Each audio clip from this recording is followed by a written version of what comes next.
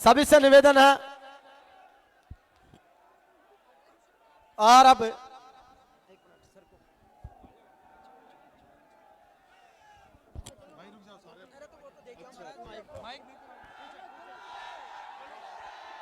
जोरदार तालियों से अभिनंदन करें सचिन पायलट साहब। राम राम सा।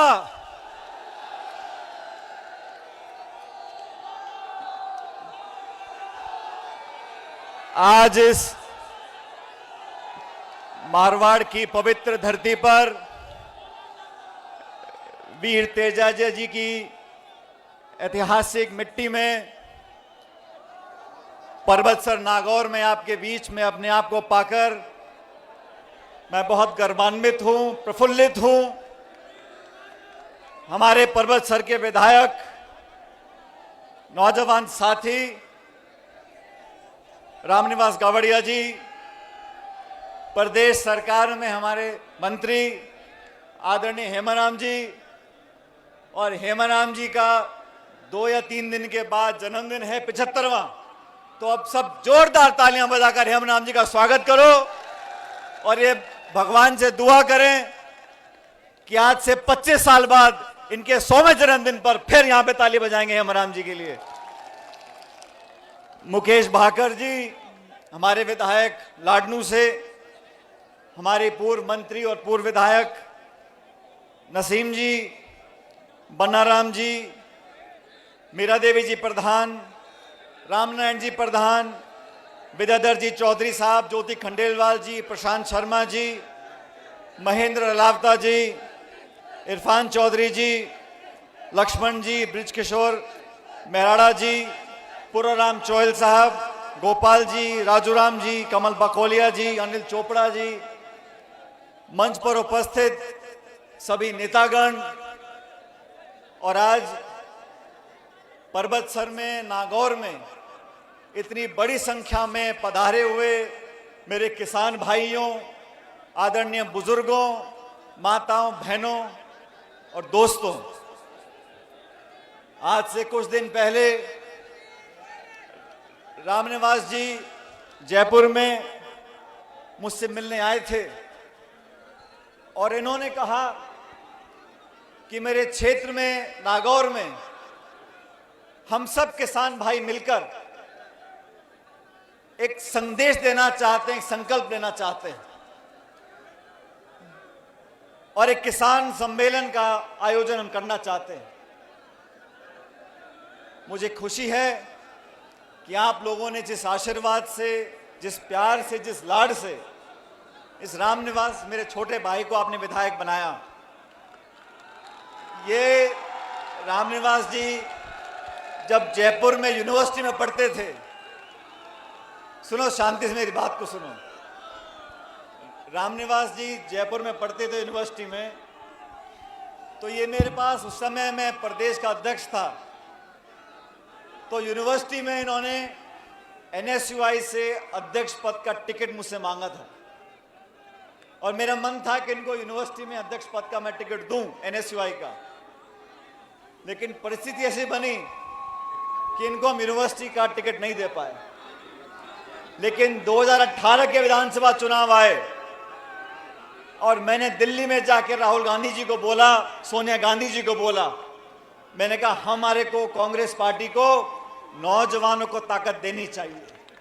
और उस समय मैंने मुकेश जी और रामनिवास जी को मैंने कहा, रामनिवास मैं तुम्हें यूनिवर्सिटी का टिकट तो दे नहीं पाया, मैं तुझे MLA का टिकट दूंगा। और मैं धन्यवाद करना चाहता हूं आप लोगों का कि आप लोगों ने भारी बहुमत से रामनिवास जी को विधायक बनाया। पिछले 4 सालों से मैं खुद इस बात का गवाह हूं कि रामनिवास जी ने ऐसा कोई मंत्रालय नहीं छोड़ा, सचिवालय का कोई कमरा नहीं छोड़ा, अपने क्षेत्र को विकसित करने के लिए योजनाएं, बजट, पैसा, विकास का, सड़क का, स्कूल का, अस्पताल का, बिजली का, जो काम हो सकता था उन्होंने कराया। जब मैं सरकार का हिस्सा था तो उन्होंने मुझे कहा था कि मेरे विधानसभा क्षेत्र में हमें आधी दर्जन पंचायतें और बनानी है। उस समय नया परिसीमन हुआ और मुझे खुशी है कि पर्वतसर में नई 6 पंचायतों का निर्माण हम लोग कर सके रामनिवास जी के संघर्ष के कारण। साथियों, आज हम इस सभा में मौजूद हैं और बड़ी संख्या में मेरी माताएं बहनें बैठी हैं। मैं आपका कायल हूं कि आप आज इस सभा में मौजूद हैं। आज देश के सामने, प्रदेश के सामने बहुत से गंभीर सवाल उठे। आप जानते हो, इस देश में 2/3 आबादी जमीन पर, कृषि पर निर्भर है और किसानों की व्यवस्था को बेहतर बनाने का वादा बीजेपी ने केंद्र में सरकार बनाने से पहले किया था। आज लगभग 8.5 साल पूरे हो गए भाजपा की सरकार दिल्ली में बनी है और किसान के जो हालात हुए हैं, ये वो सरकार है जिसने सरकार बनने से पहले कहा था कि हम किसान की आमदनी दुगनी करेंगे।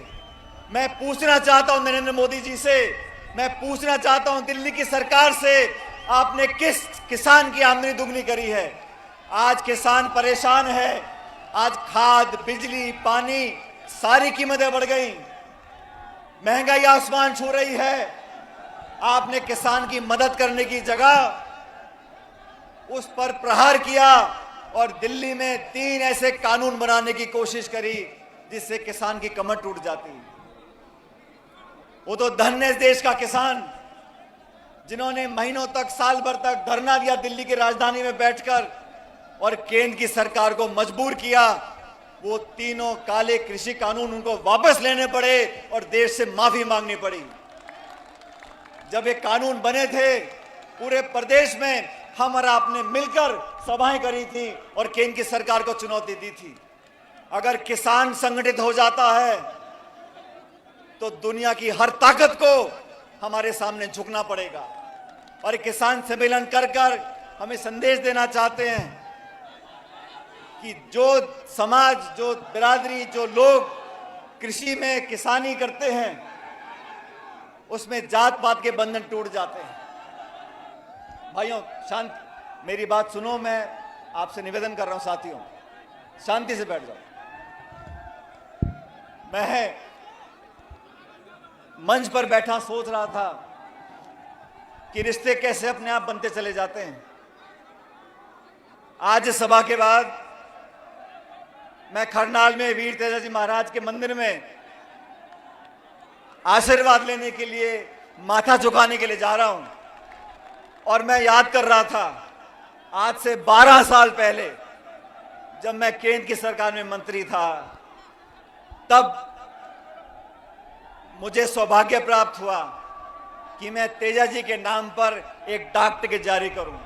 खरनाल के मेले में 2010 की बात है शायद, भारत सरकार के माध्यम से मुझे सौभाग्य प्राप्त हुआ। मुझसे पहले बहुत मंत्री बने होंगे, मेरे बाद बहुत मंत्री बने थे, लेकिन ये तो ऊपर वाले की लीला है कि तेजाजी का जो डाक टिकट था वो मेरे हाथों जारी करने का मौका मुझे मिला।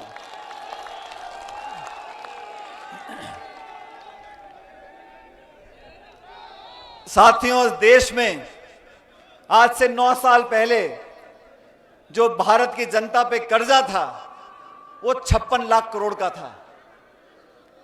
भारत में, देश में 9 साल पहले जनता पे जो कर्ज का बोझ था वो 56 लाख करोड़ था। आज वो कर्जा 1.5 लाख करोड़ का हो गया। 1.5 लाख करोड़ का कर्जा जनता के ऊपर है।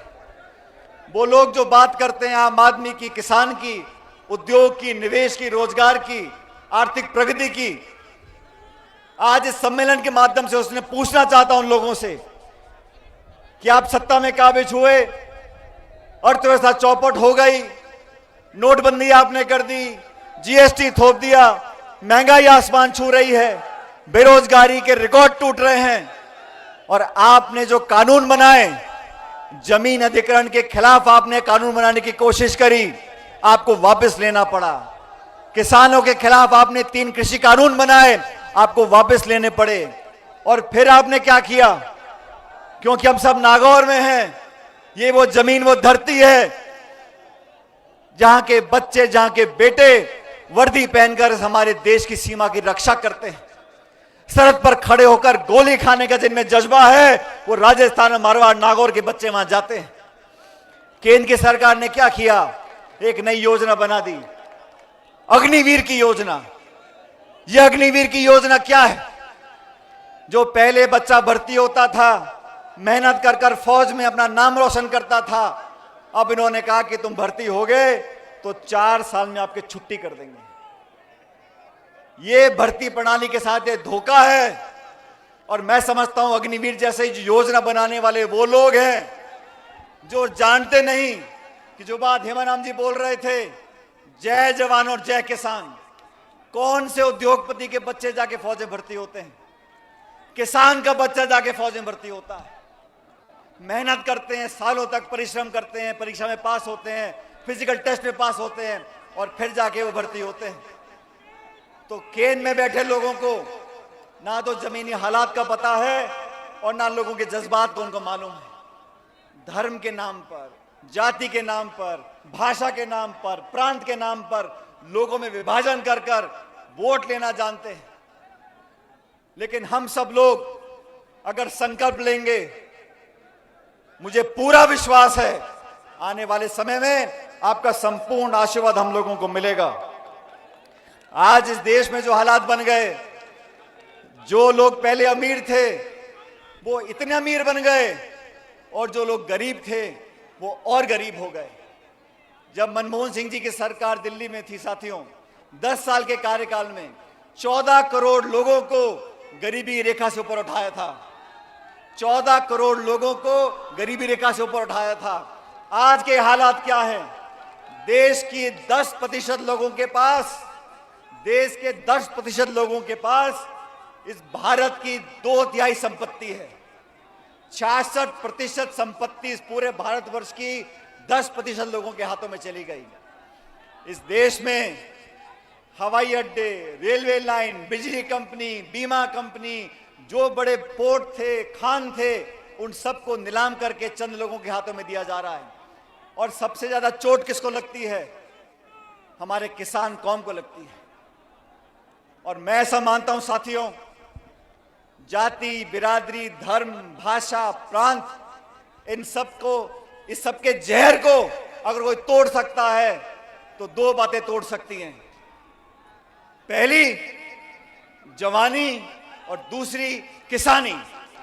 ये देश में, राजस्थान में 70% जनता 35-40 साल से कम है और जवान की कोई जाति नहीं होती। उसको भविष्य की चिंता है, उसमें देशभक्ति के भाव हैं, वो सबको साथ लेकर चलना चाहता है। और किसान जो धरती माँ का पेट फाड़ कर अनाज पैदा करता है, पूरे देश का पेट पालता है, उसी को जाति नहीं है। हम मंडी में जाके खड़े हो जाएं और गेहूं बाजरा हाथ में ले लें, हमको नहीं पता ये गेहूं किसने पैदा किया है, वो किस बिरादरी, किस समाज का, किस जाति का है। जो अनाज पैदा करता है वो किसान है। इसलिए साथियों, इस जहर को खत्म करने के लिए हम लोगों को एकत्रित होना होगा, संगठित होना होगा। नौजवानों का भविष्य इस देश के लिए बहुत महत्वपूर्ण है और नौजवानों के लिए हमने हमेशा संघर्ष किया है। जब मैं प्रदेश कांग्रेस कमेटी का अध्यक्ष था, हमने भाजपा की सरकार को बहुत चुनौती दी। और मैं बीजेपी के साथियों से पूछना चाहता हूं, आप लगातार प्रदेश में मीटिंगें कर रहे हो, आप कहते हो हम जन आक्रोश की मीटिंग कर रहे हैं। अरे आंख खोल के देख लो, जनता यहां बैठी है, तुम अकेले आक्रोश करते रहो। ये सब लोग झूठे सपने दिखाकर, पाखंड कर कर, भावना को भड़काकर, मंदिर के नाम पर, मस्जिद के नाम पर, भगवान के नाम पर वोट लेना जानते हैं। अपने आप को बहुत बड़े राम भक्त बुलाते हैं। मैं उनसे पूछना चाहता हूं, आप इतने राम भक्त इतने बड़े हैं, सबसे ज्यादा राम राम सा तो मैं बोलता हूं। ये सब लोग इस उम्मीद में बैठे हैं कि हम प्रचार करेंगे, बड़ी बड़ी घोषणाएं करेंगे, सपने दिखाएंगे, लेकिन काठ की हांडी बार बार नहीं चढ़ती। आपने लोगों को भ्रमित किया, हिंदू मुसलमान, राम और भगवान और मस्जिद, हिंदुस्तान पाकिस्तान, आप भाजपा के साथियों से पूछो कि भाई गैस का सिलेंडर 1200 रुपए का क्यों बिक रहा है, पेट्रोल डीजल देसी घी से महंगा क्यों हो गया। कहते हिंदुस्तान पाकिस्तान, हिंदू और मुसलमान। आप बोलो भाई बाजार में कुछ सामान लेने जाओ, खाद पानी तेल घी चाय पत्ती सब्जी लाडू कुछ भी खरीद लो, महंगाई आसमान छू रही है। मैं पूछना चाहता हूं भाजपा के साथियों को, किसी एक नेता ने आके आज तक बोला है कि हम महंगाई पर काबू लेकर आएंगे? किसी एक नेता ने बोला है कि हम महंगाई कम करेंगे? जब आप विपक्ष में थे तो कहते थे हाय महंगाई डायन मार गई।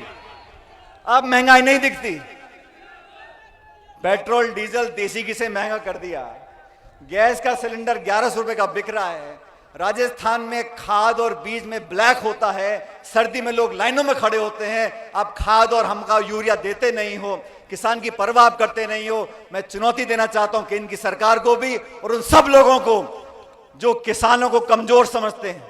साथियों, भविष्य में आने वाले समय में अगर किसान संगठित हो गया, अगर नौजवान संगठित हो गया, हर वो ताकत जो तोड़ना जानती है, हर वो ताकत जो अफवाह फैलाना जानती है, हर वो ताकत जो सत्ता में झूठ बोलकर काबिज होना चाहती है, उस ताकत को हराने का दम हम लोग रखते हैं। ये संदेश इस किसान सम्मेलन देना चाहते हैं।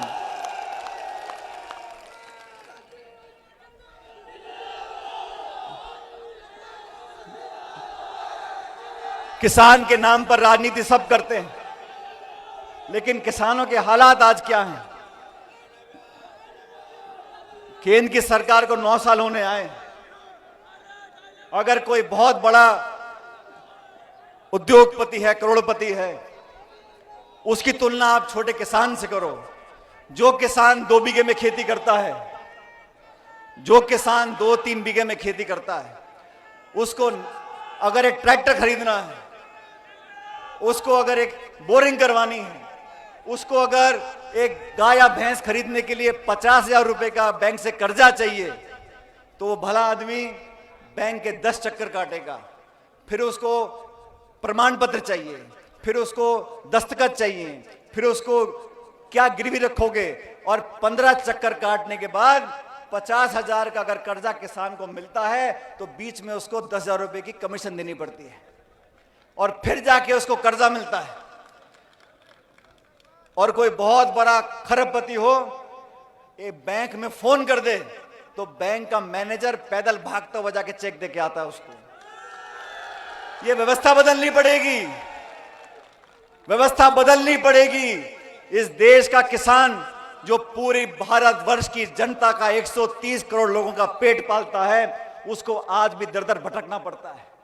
हमारी माताएं बहनें बैठी हैं, आज 70-75 साल हो गए, आज भी पानी लाने के लिए हमको कई किलोमीटर चलना पड़ता है, आज भी छोटे मोटे काम कराने के लिए हमको माथे रगड़ने पड़ते हैं, नाक रगड़नी पड़ती है। इस व्यवस्था को बदलना है, और व्यवस्था को वही लोग बदल सकते हैं जिनमें संघर्ष करने की शक्ति और ताकत है।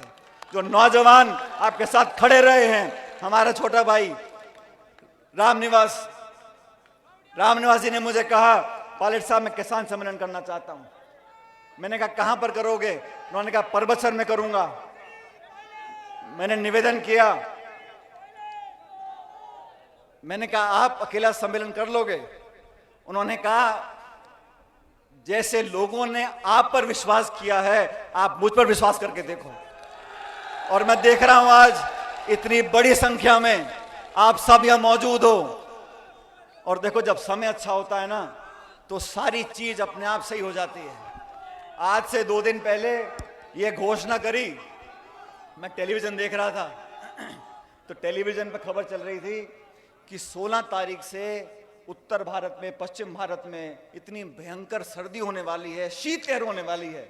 तो मैंने सोचा, मैंने कहा 15 की रात को बहुत ठंड पड़ी है, 16 को हमारे किसान भाई सुबह सुबह काम कर कर सम्मेलन में कैसे आएंगे।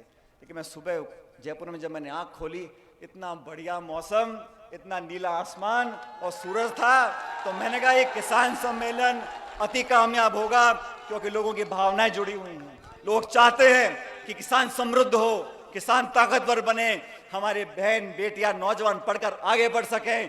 और मैं आज उस बात को दोहराना चाहता हूं जो मैं बचपन से सुनता आया था।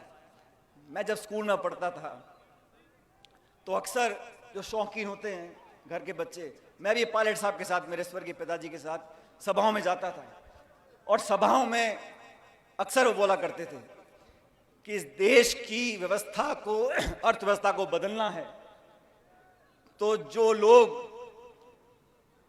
इस देश को चलाते हैं उन कुर्सियों पर वो लोग बैठे, गांव और गरीब और किसान के बच्चे उन कुर्सियों पर बैठेंगे तो उसकी कलम उनके लिए चलेगी जिस देश में जो लोग अनाज पैदा करते हैं।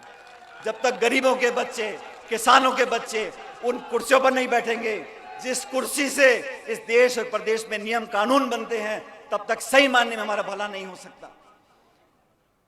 वोट की ताकत ऐसी ताकत है साथियों, वोट की ताकत इस जमहूरियत में, इस लोकतंत्र में, इस प्रजातंत्र में इतनी बड़ी ताकत है।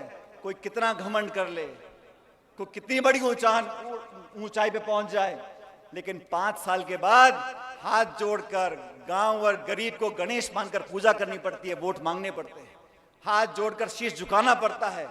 इसलिए अपनी वोट की ताकत को हम और आप समझते हैं। आने वाले समय में भी मैं चाहता हूं आपका आशीर्वाद बना रहे। जिस प्रकार से हम लोग मेहनत कर रहे हैं, आप सब जानते हो 7 सितंबर 2022 को कन्याकुमारी से राहुल गांधी जी ने एक यात्रा शुरू करी, भारत जोड़ो यात्रा। मेरा सौभाग्य था कि मैं कन्याकुमारी में उस दिन था और 7 सितंबर को मेरा जन्मदिन होता है, तो मैंने कहा भाई सोने पे सुहागा है, भारत जोड़ो यात्रा हो रही थी। मैंने कहा राहुल जी को, मैंने कहा मेरा जन्मदिन है, लेकिन वो यात्रा शुरू करी हम लोगों ने और 18 दिन तक, और ये हेमाराम जी पता नहीं है बैठे, ये कह रहे हैं मैं बूढ़ा हो गया हूं। हेमाराम जी ने 18 दिन जितनी तेज राहुल गांधी जी चले उससे ज्यादा तेजी से चलते रहे, सुबह और शाम दिन के 25 किलोमीटर चले और वो यात्रा निकाली थी। देश में जो माहौल पैदा हुआ है, संवैधानिक संस्थाओं को खोखला करने की जो मुहिम चली है, देश में जो नफरत और टकराव पैदा हुआ है, देश में जो भय का माहौल पैदा हुआ है, उसके खिलाफ आवाज उठाई है और लगातार 3200 किलोमीटर चलकर ये संदेश दिया है कि ना सिर्फ कांग्रेस जन, लेकिन देश का हर नागरिक एकता, प्यार, मोहब्बत, भाईचारा ये फैलाना चाहता है और वो महक और खुशबू पूरे देश में आज फैल रही है। आज उनकी यात्रा राजस्थान से निकल गई। हम सबकी जिम्मेदारी बनती है कि आने वाले समय में 26 तारीख को कांग्रेस पार्टी एक हाथ से हाथ जोड़ो अभियान चालू कर रही है। लोगों को जोड़ना चाहते हैं, ब्लॉक में, पंचायत में, जिला मुख्यालय पर, पूरे प्रदेश में 36 कौम के लोग, चारों धर्म के लोग मिलकर एकजुटता सामने आए और हम सब अगर संगठित रहेंगे, हम आपस में एक दूसरे पर भरोसा करेंगे, तो मुझे पूरा विश्वास है कि सारे हमारे अभियान कामयाब होंगे। नौजवानों के भविष्य की चिंता हम सब लोगों को है और मैं सच बताता हूं, जब मैं अखबार में खबर पढ़ता हूं, देखता हूं कि हमारे प्रदेश में कभी पेपर लीक हो गए, कभी परीक्षा कैंसिल हो गई, तो मन आहत होता है, मन में पीड़ा होती है कि लाखों लाख बच्चे और गांव में एक नौजवान अगर परीक्षा की तैयारी करता है, उसके माता पिता को, उसके परिवार को कितनी यातनाएं, कितनी पीड़ा, कितनी मुश्किलों का सामना करना पड़ता है। कहां से वो ट्यूशन के पैसे लाता है, किताबों के पैसे लाता है, दिन रात मेहनत करता है और विपरीत परिस्थितियों में पढ़ाई और परीक्षा की तैयारी करता है। जब ऐसा प्रकरण सामने आता है तो सच में मन बहुत आहत होता है। मैं उम्मीद करता हूं कि आने वाले समय में ये जो छोटी मोटी दलाली करते हैं, बजाय इनके जो सरगना हैं, जो उस प्रकार के काम को होने देते हैं, उनको पकड़ना चाहिए।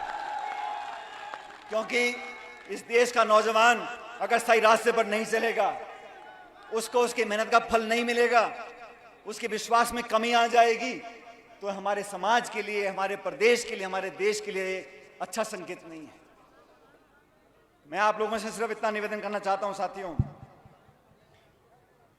किसानों को इकट्ठा करने के लिए, नौजवानों में वो विश्वास कायम करने के लिए, वसुंधरा जी की सरकार थी राजस्थान में 5 साल, 163 विधायक थे, कांग्रेस के रह गए 21।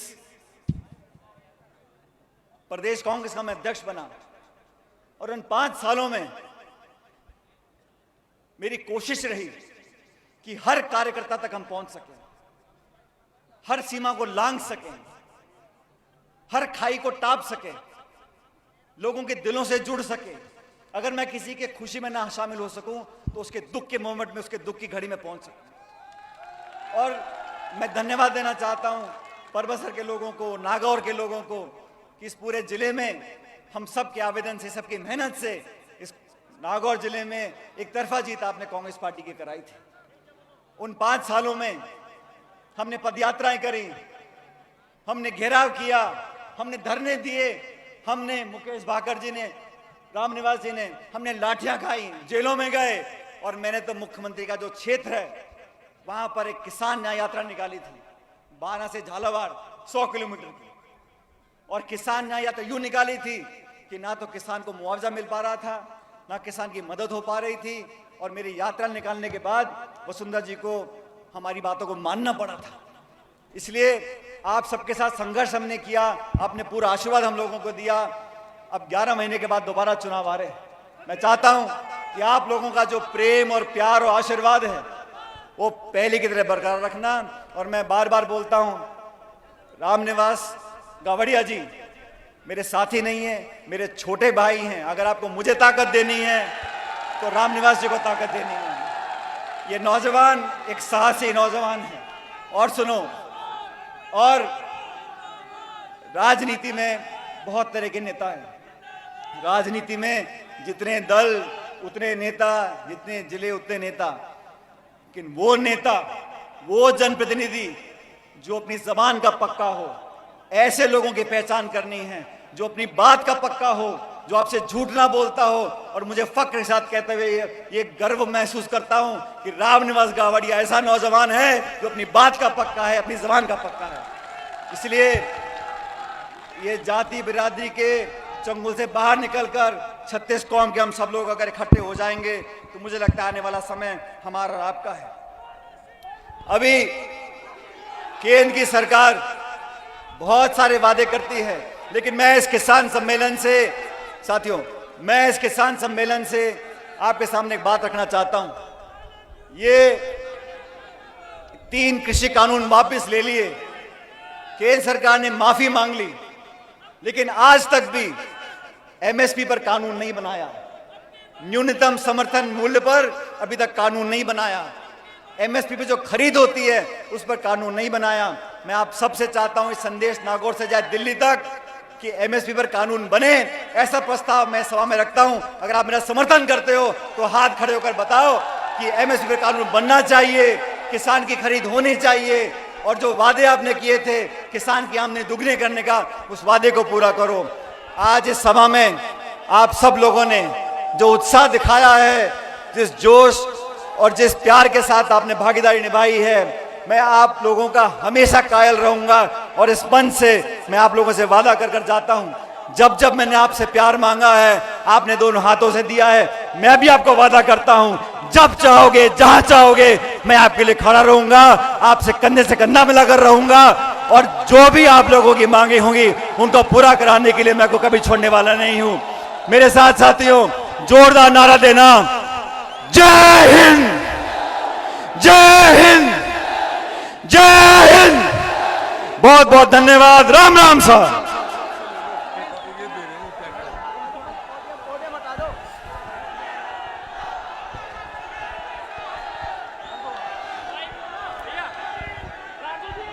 सचिन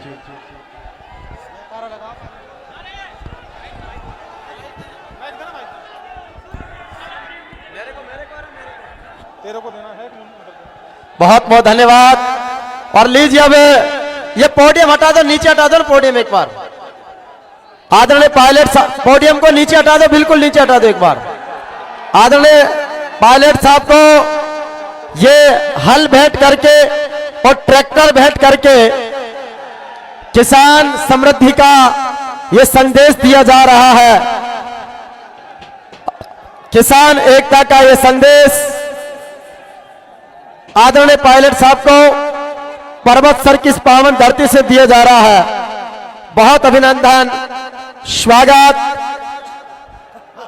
परबतसर के लाडले विधायक भाई रामनिवास गावड़िया के स्नेह और दुलार में परबतसर के नेताजी सुभाष चंद्र बोस स्टेडियम में आदरणीय श्री पायलट साहब के मुख्य आतिथ्य में जो प्रदेश का सबसे बड़ा किसान सम्मेलन होने का गौरव पाया है, जिसमें हमारे लाडले विधायक लाडलो से मुकेश भाकर जी, दातारामगढ़ से वीरेंद्र जी चौधरी, हमारे फुलेरा से विद्याधर जी, हमारे पुष्कर से नसीम अख्तर, हमारे विशेष रूप से इस कार्यक्रम में कैबिनेट मंत्री श्री हेमाराम जी चौधरी समेत गणमान्य जनों की उपस्थिति का बहुत हार्दिक अभिनंदन, स्वागत है। साथ ही इस अवसर पर हमारे जयपुर ग्रामीण साहिब भाई अनिल चोपड़ा जी, भोपालगढ़ से सरपंच संघ के श्री पारस गुजर जी, हमारे पूर्व प्रधान बन्नाराम जी समेत सभी महानुभावों का बहुत अभिनंदन। एक ऐतिहासिक ताकत, ऐतिहासिक जन सैलाब, जिसमें चाहे महिला शक्ति की उपस्थिति हो,